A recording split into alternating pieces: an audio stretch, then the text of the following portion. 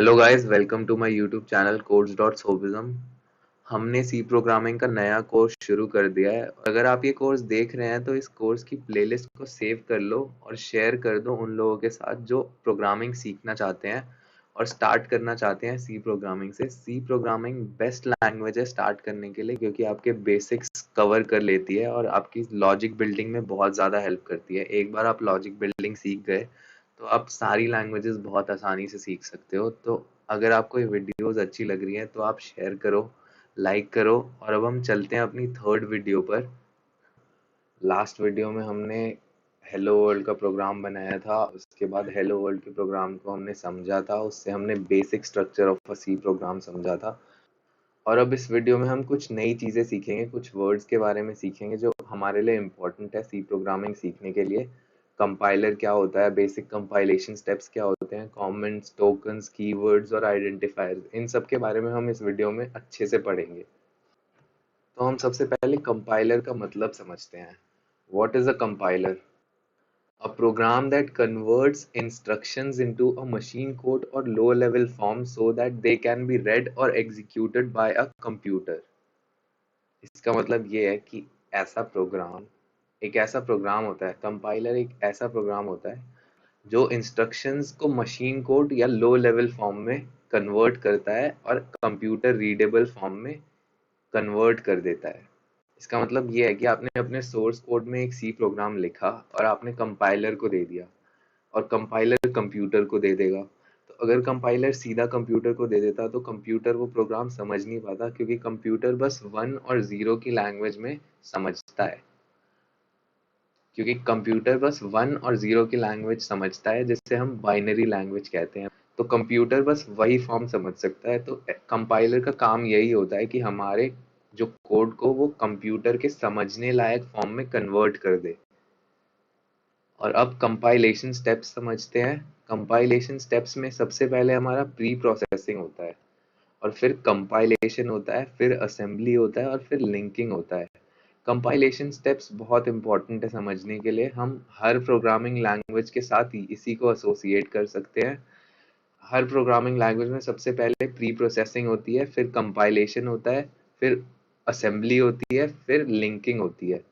हमारा program dot C है, ये ऑब्जेक्ट कोड में कन्वर्ट होता है असेंबली होने के बाद, और object code dot E file बन जाती है। डॉट ई फाइल ही हमारा सॉफ्टवेयर है जो हमने बनाया है। हम सी प्रोग्रामिंग से बहुत सारे सॉफ्टवेयर बना सकते हैं अलग अलग, और वही सॉफ्टवेयर डॉट ई फाइल के फॉर्म में कन्वर्ट हो जाते हैं। अब हम इन कंपाइलेशन स्टेप्स को बहुत अच्छे से डीप अंडरस्टैंडिंग के साथ समझेंगे इस फ्लो डायग्राम के साथ। तो इसमें हमारे पास सबसे पहले सोर्स कोड था। सोर्स कोड को हमने प्री प्रोसेसर में डाला। प्री प्रोसेसर हमारे कमेंट्स रिमूव कर देता है और अदर प्री प्रोसेसिंग करता है जो हमारे काम की नहीं है, जो हमें समझना नहीं है। प्री प्रोसेसिंग हम बहुत अच्छे से अगर पढ़ेंगे और कंपाइलेशन बहुत अच्छे से पढ़ेंगे तो वो हमारे कोर्स के स्कोप के बाहर है। हमें इस कोर्स में सी प्रोग्रामिंग सीखनी है, तो हम अभी बस इतना समझेंगे कि प्री प्रोसेसर पहले कुछ कमेंट्स रिमूव कर देता है और जो भी कोड में इम्पोर्टेंट नहीं है कंपाइलर के लिए वो चीज़ें हटा देता है। फिर कंपाइलर वो कोड रीड करना शुरू करता है। कंपाइलर हमारे मेन फंक्शन से प्रोग्राम को रीड करना शुरू करता है, और उस मेन फंक्शन में ही वो पहली लाइन रीड करता है, फिर दूसरी लाइन रीड करता है। कंपाइलर टोकन्स के हिसाब से एक प्रोग्राम को रीड करता है। टोकन्स के बारे में इसी वीडियो में हम आगे पढ़ेंगे। तो कंपाइलर क्या करता है? कंपाइलर हमारे कोड को असेंबली कोड में चेंज कर देता है जो कंप्यूटर समझ सके। फिर हम उस असेंबली कोड को असेंबलर में ले जाते हैं। असेंबलर उस कोड को ऑब्जेक्ट कोड में कन्वर्ट कर देता है, और वो ऑब्जेक्ट कोड हम लिंकर में ले जाते हैं। लिंकर हमारी स्टैंडर्ड लाइब्रेरीज और अदर डिफाइंड लाइब्रेरीज को लिंक करता है और उस प्रोग्राम को एग्जीक्यूट करने में हेल्प करता है। हमारा ऑब्जेक्ट कोड लिंकर में ही जाता है। लिंकर सारी चीज़ों को लिंक करके हमारा जो प्रोग्राम है उसे एग्जीक्यूटेबल फॉर्म में कन्वर्ट करता है। तो सोर्स कोड से एग्जीक्यूटेबल फॉर्म में जाने के लिए हमें pre processor, compiler, assembler, linker के थ्रू जाना पड़ता है। तो गाइज, अभी तक हमने कंपाइलर और कंपाइलेशन स्टेप्स को बहुत अच्छे से समझा। अगर आपको कोई डाउट हो तो आप कमेंट करना, मैं क्लियर करने की कोशिश करूँगा। और अब हम दूसरे टॉपिक्स पर जाते हैं जो इस वीडियोस में हमें करने हैं। कमेंट्स, टोकन्स, कीवर्ड्स और आइडेंटिफायर्स हमें इस वीडियो में ही कवर करने हैं। तो कमेंट्स, टोकन्स, कीवर्ड्स और आइडेंटिफायर्स को मैं आपको एक वीएस कोड के प्रोग्राम में ही करके दिखाऊंगा। तो मैं ये सारी चीज़ें आपको वीएस कोड के एक प्रोग्राम में ही समझा के दिखाऊंगा और साथ में हम एक प्रोग्राम से ही टोकन्स को बहुत अच्छे से समझेंगे। तो गाइस वीएस कोड में मैंने पहले से ही एक फाइल बना ली है टोकन्स, कीवर्ड्स, आइडेंटिफायर्स के नाम से, और इसमें सारी चीज़ें मैं पहले से ही लिख चुका हूँ ताकि आपके लिए इजी हो और मैं बहुत जल्दी आपको सब कुछ समझा पाऊँ और वीडियो की लेंथ थोड़ी छोटी हो।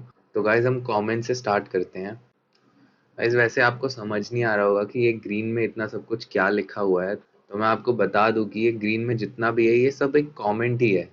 ये इस प्रोग्राम के कमेंट्स हैं और इसमें मैंने कमेंट्स, कीवर्ड्स, आइडेंटिफायर्स और टोकन्स के बारे में लिखा है जो मैं आपको अभी समझाऊंगा। और उसके बाद एक प्रोग्राम है हेलो वर्ल्ड का जो हम पहले भी देख चुके हैं और इसे मैंने टोकन्स के फॉर्म में ही डाला हुआ है। तो अभी हम पहले कमेंट समझते हैं क्या होते हैं। कमेंट्स ये ग्रीन क्यों हुए हैं, कैसे हुए हैं, ये मैं आपको इस वीडियो में समझाता हूँ।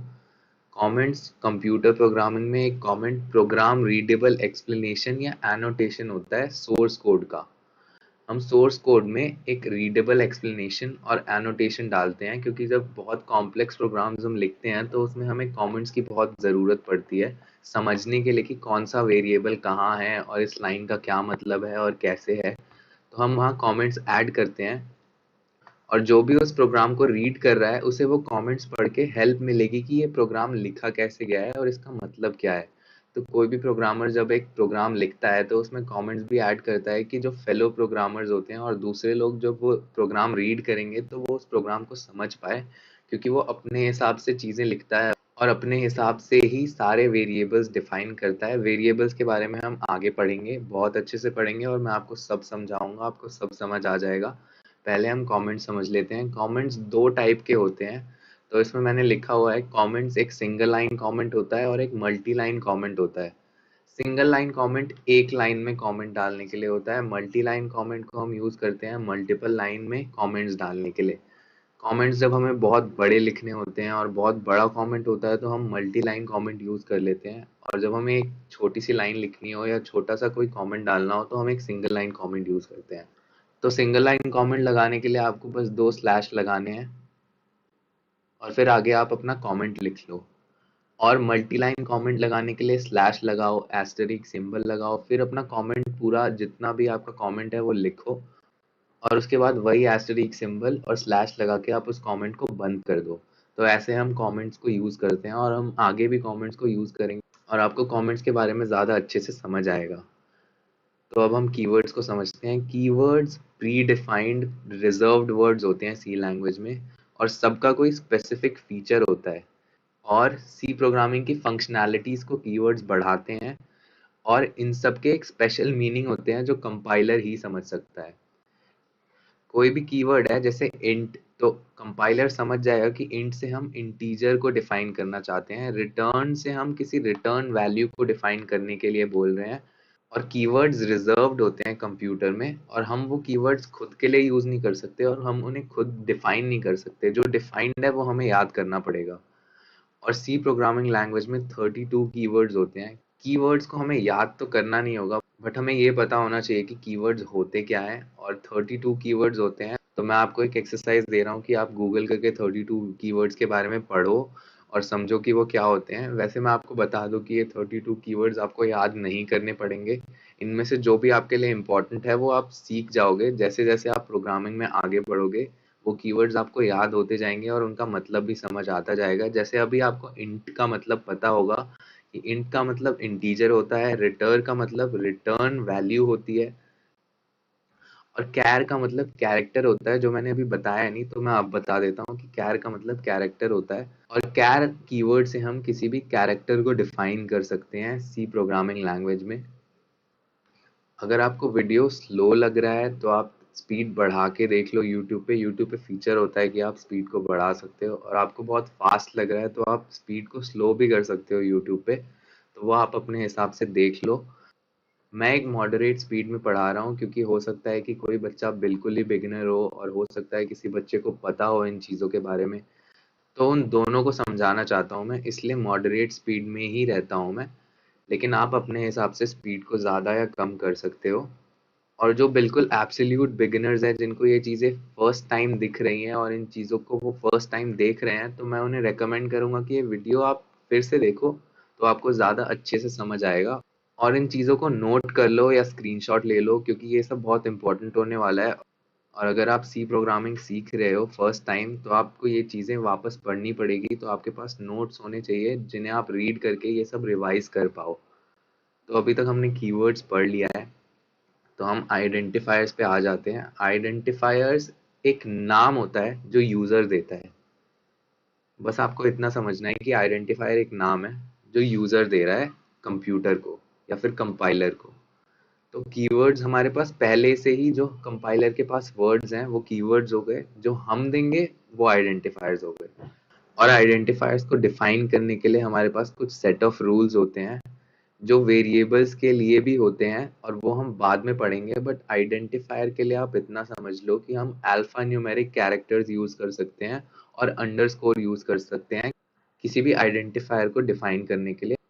और फर्स्ट कैरेक्टर जो होता है वो हम नंबर यूज नहीं कर सकते, अल्फाबेट या अंडरस्कोर उसके लिए यूज कर लो। और उसके बाद आप दूसरे कैरेक्टर्स जो हैं उनमें आप नंबर यूज कर सकते हो अपने आइडेंटिफायर्स को डिफाइन करने के लिए। एक और चीज आइडेंटिफायर्स के बारे में आपको जाननी चाहिए कि आइडेंटिफायर्स केस सेंसिटिव होते हैं। जैसे कि आप नेम दो तरीके से डिफाइन कर सकते हो। अगर एन स्मॉल और एन कैपिटल यूज करोगे तो ये दो अलग आइडेंटिफायर्स होंगे। तो आइडेंटिफायर्स के बारे में आपको इतना ही जानना है, इससे ज़्यादा की ज़रूरत नहीं होगी आपको। और अब हम टोकन्स की तरफ बढ़ेंगे। तो गाइस, टोकन्स स्मॉलेस्ट एलिमेंट होते हैं किसी भी प्रोग्राम के, जो कंपाइलर को समझ आते हैं।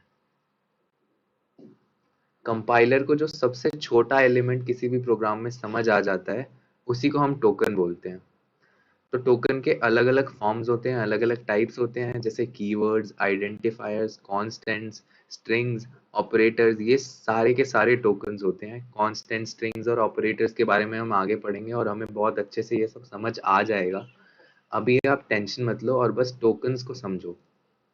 तो गाइस, टोकन का जो कॉन्सेप्ट है हम इस प्रोग्राम से समझेंगे। हमने ये हेलो वर्ल्ड का प्रोग्राम पहले भी बनाया हुआ है और हमने ये प्रोग्राम दूसरी फॉर्म में देखा था। हमारा ये प्रोग्राम थोड़ी अलग फॉर्म में था, इसमें मैंने सारे के सारे टोकन्स को अलग कर दिया था, बट हमारा ये प्रोग्राम इस फॉर्म में था और हमने इस प्रोग्राम को ऐसे लिखा था और समझा था। बट हम इसे टोकन्स के फॉर्म में रिप्रेजेंट करना चाहते हैं, तो हम क्या करेंगे? फर्स्ट लाइन देखेंगे, हैश इंक्लूड stdio.h। इसका मतलब है ये इंक्लूड कर दो फाइल stdio.h, इतना कंपाइलर को समझ आ जाएगा। और हम फिर नेक्स्ट लाइन पे जाएंगे, इंट एक कीवर्ड है, तो वो कंपाइलर समझ लेगा। और फिर हम एक नेक्स्ट लाइन पे जा सकते हैं और हम मेन फंक्शन स्टार्ट कर सकते हैं। और जब हमने ये मेन फंक्शन स्टार्ट किया, ब्रैकेट्स लगाए, और फिर हम पैरेंथेसिस लगाएंगे, और पैरेंथेसिस एक नया टोकन होता है। और हमने पैरेंथेसिस यहाँ से स्टार्ट कर दिया, पैरेंथेसिस स्टार्ट किया तो एक नया टोकन मिला। और फिर हम एक दूसरे टोकन पे जाएंगे जो है प्रिंट एफ। प्रिंट एफ एक फंक्शन है, तो ये पूरा फंक्शन ही एक टोकन के फॉर्म में होगा। और प्रिंट एफ हेलो वर्ल्ड पूरा रीड करने के बाद कंपाइलर ये टोकन समझ जाएगा। और फिर हम एक दूसरे टोकन पे आ जाएंगे। सेमीकोलन एक अलग टोकन होता है। सेमीकोलन बहुत इंपॉर्टेंट भी होता है किसी भी प्रोग्राम में, और हम हर लाइन के बाद सेमीकोलन लगाते हैं। कंपाइलर जब तक सेमीकोलन रीड नहीं करेगा, उसे समझ नहीं आएगा कि हाँ, वो चीज़ आपकी पूरी हो चुकी है और अब आप नेक्स्ट लाइन के कोड में जाना चाहते हो। तो फिर सेमीकोलन भी एक टोकन होता है। और फिर हम रिटर्न जीरो पे आ जाएंगे।